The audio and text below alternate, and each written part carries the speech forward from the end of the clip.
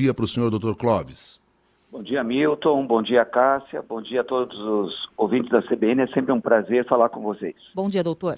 Doutor Clóvis, no início desse mês, o senhor previu que viveríamos o pior março da nossa geração. Os fatos e os números, e eu até vou dizer infelizmente, lhe deram razão. O que nós estamos assistindo hoje é uma tragédia. A pergunta que eu lhe faço agora, dia 19 de março, é: nós estamos superando este momento ou nós temos que nos preparar para algo ainda pior? Então, Milton, isso vai depender muito de quanto a população aderir às medidas de prevenção, que a gente pode chamar regras de proteção da vida, que é justamente o que vai fazer a diferença de nós conseguirmos enfrentar esse pior momento das nossas gerações em termos de saúde pública. E quando nós dizemos saúde pública, não é só o atendimento no serviço público, mas também na rede privada. E vai também da capacidade do governo desencadear a vacinação em larga escala. Esses são os dois pilares que devem fazer com que a gente, ou a situação continue piorando, ou ao contrário, a gente reverta essa grave situação atual. Doutora, eu gostaria de ouvi-lo a respeito da situação no sul do país, mais precisamente em Curitiba, de onde o senhor fala. Como o senhor classificaria a situação da Covid-19 aí? Eu diria que a situação de todas as cidades populosas do Brasil, Cássia, estão muito parecidas. Então, Curitiba, como sendo, uma cidade de 1.900.000 habitantes, uma região metropolitana que chega até quase 3,5 milhões, e se você observar praticamente todas as cidades desse porte, e mesmo as cidades assim com mais de 200, 300 mil habitantes, estão enfrentando uma falta de leitos, falta de profissionais de saúde, falta de medicamentos. Então eu diria que a situação atual é uma situação nacional, talvez com pouquíssimas exceções.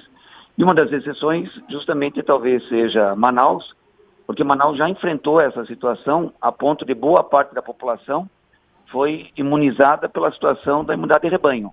Ou seja, tiveram que sofrer a situação de ter a doença natural para poder os que sobreviveram criar anticorpos, o que obviamente é uma situação muito triste. Até porque para isso morreram muito mais pessoas do que poderiam ter morrido se as medidas tivessem sido adotadas da forma correta. Exatamente, por isso que nós assim temos que ser muito objetivos, didáticos na hora de explicar para a população, porque assim como na medicina, a gente tem que fazer um diagnóstico da saúde pública. E a saúde pública hoje, ela está na UTI. Isso significa que nós temos que minimizar todas as situações que levam à morte. Quando você tem um paciente na unidade de terapia intensiva, interessa você fazer de tudo o que é possível para salvar vidas. Você vai dar prioridade para aquilo que é o mais fundamental.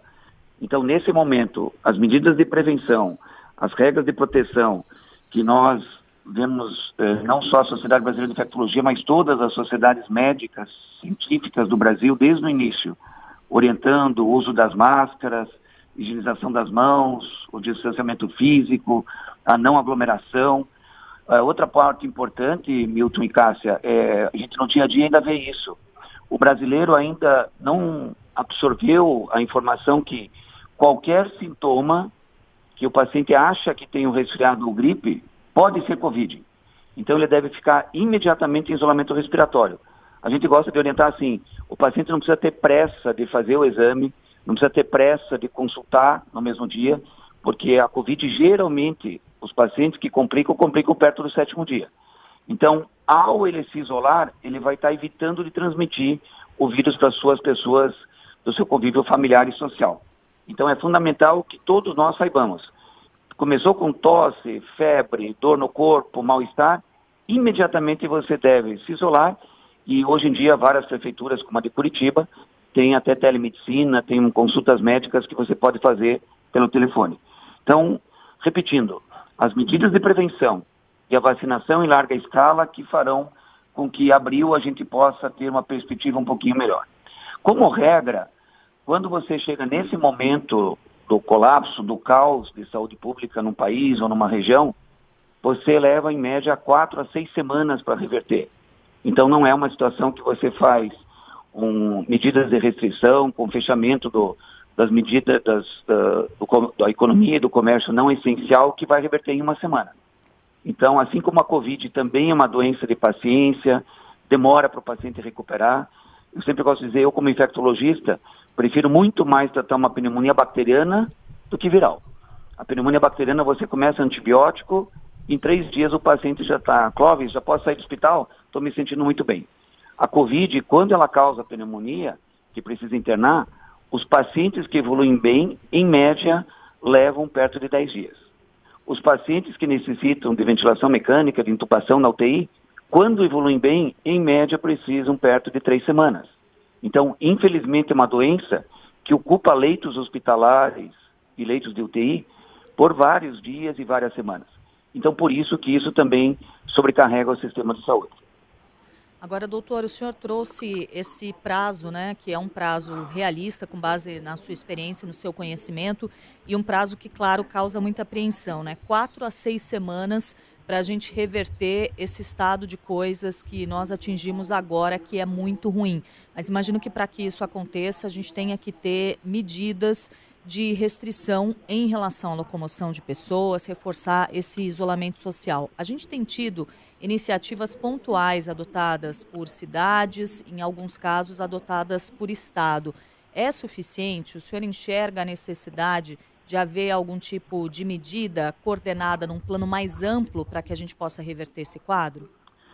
Então, eu também queria dizer, né, da nossa satisfação, do nosso apoio ao Dr. Marcelo Queiroga, novo ministro. Nós temos um médico que tem uma sólida formação acadêmica, que liderava, né, a Sociedade Brasileira de Cardiologia, que é uma das principais sociedades médicas. O Dr. Marcelo, ele quer fazer o bem, ele tem firmes propósitos de realmente enfrentar os graves problemas que nós temos. E eu acho, Milton e Cássia, que o momento agora deve ser de uma palavra só.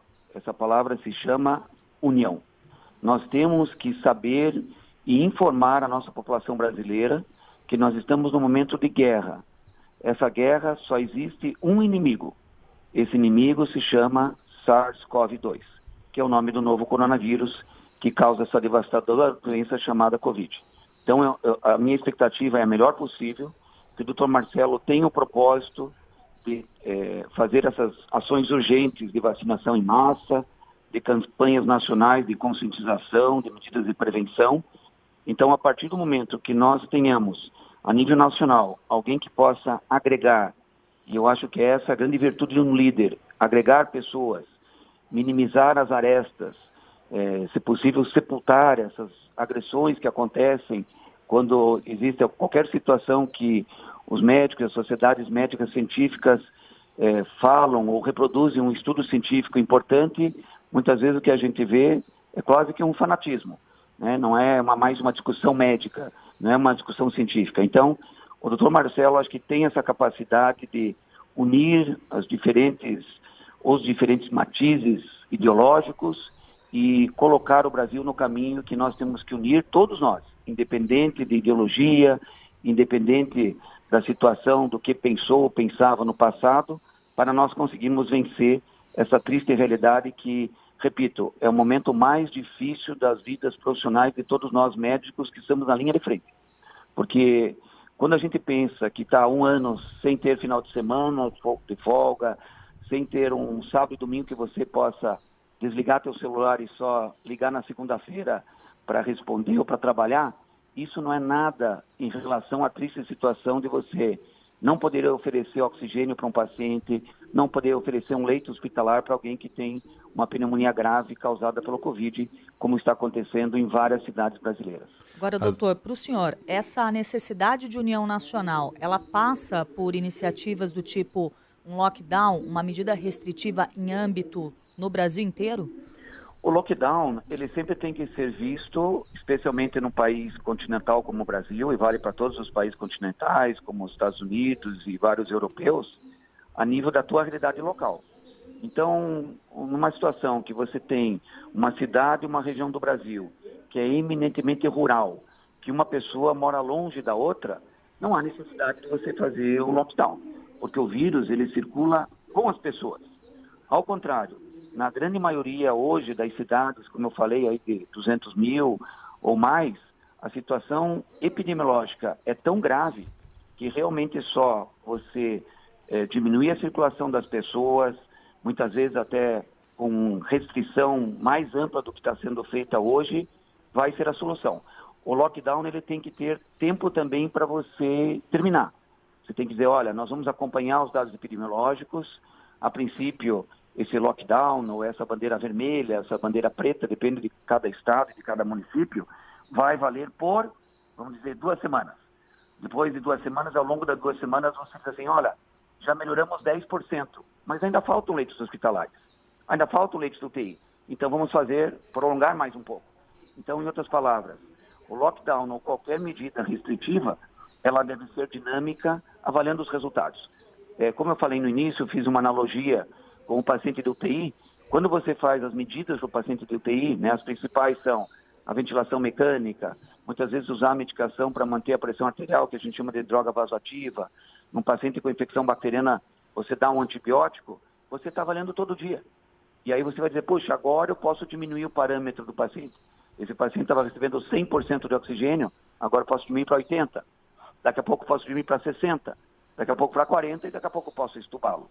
Assim deve ser a nossa situação de saúde pública, avaliando cada cidade, cada estado, mas hoje eu diria para vocês que são raras as cidades populosas que conseguem ou conseguirão vencer a situação atual sem medidas mais restritivas, que se não são o lockdown que nem foi feito na Europa, perto disso, com o objetivo de realmente parar que as pessoas circulem.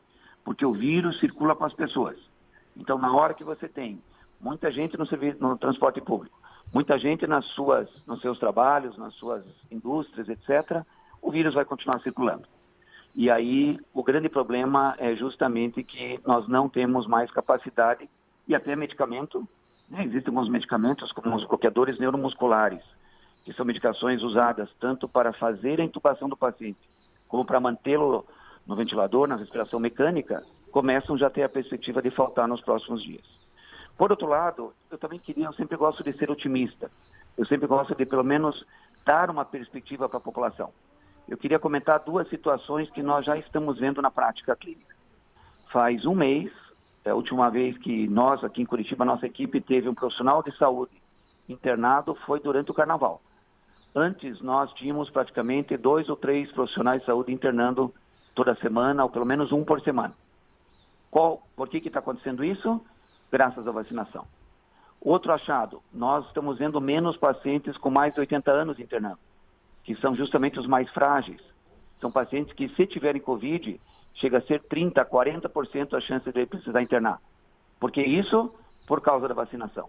Então, do ponto de vista científico, nós não precisamos mais discutir o quanto a vacinação é importante. Ela é, e é um dos principais pilares para nós vencermos essa situação. E agora, com a fabricação da vacina Oxford pela própria Fiocruz, nós vamos ter uma ampliação das vacinas disponíveis.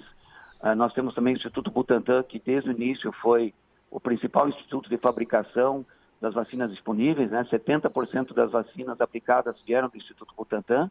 Então, com essas 2 instituições públicas, uma federal e uma estadual, nós temos que nos orgulhar delas e, sem dúvida, associada à perspectiva de termos as vacinas de outras empresas, né? Vacinas já bem sólidas no sentido que são eficazes e seguras, como é o caso da vacina da Pfizer, a vacina da Moderna, a vacina da Janssen, que é dose única.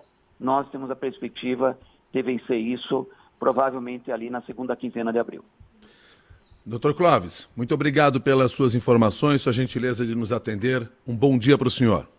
Sempre é um prazer, Milton, Cássia, e vamos sempre dar uma mensagem de otimismo com realismo e vamos juntos enfrentar.